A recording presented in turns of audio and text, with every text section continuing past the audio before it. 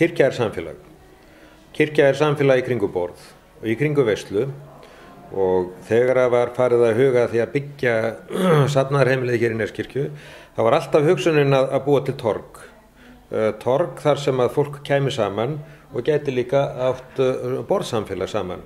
Svo var strax ákveðið að ekki bara að hafa hér kaffi, gott kaffi, heldur líka mat í hádeginu og síðan hér súpa og í kreppunni þá verður hér góð kreppusúpa og það hefur verið skýr og klár stefna okkar að hér geti fólk komið og fengið sér súpu en það enginn sem horfir yfir öxlina á þér og spyrir þig ertu búin að borga eða ekki.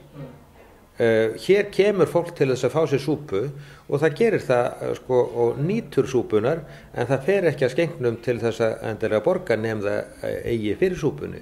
Þetta mjög mikilvægt að þetta opinn vettvangur til þess að borða og við höfum líka haft löngun til þess að kynna matríki biblíunar með þessum biblíumáltíðum og þetta nú bara einfaldlega kemur í ljós þegar farið að skoða matbiblíunar og þetta heilsufæði nútímans.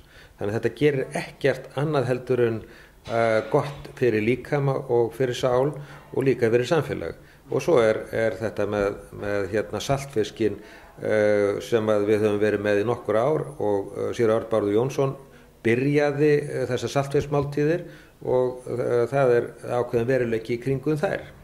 Þú búin að vera hérna í rúman mánuð, ekki satt, og gengur svolítið inn í þetta matarsamfélag. Hvernig upplifir þú þetta?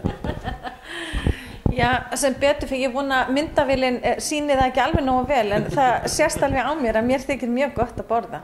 Og það mjög gott að ganga inn í þess konar samfélag sem að Sigurður var að lýsa, að það ekki bara hér samfélag til orðs, heldur líka borðsamfélag.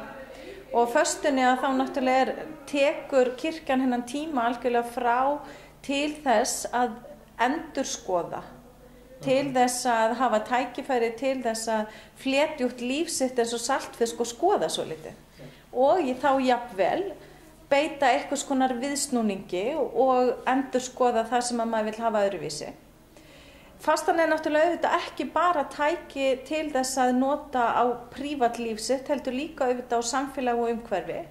Við höfum hérna á saltfiskdögunum núna þessa föstuna dreift skriftarspegli sem að fólk getur nýtt sér til sinnar prívatskoðunar.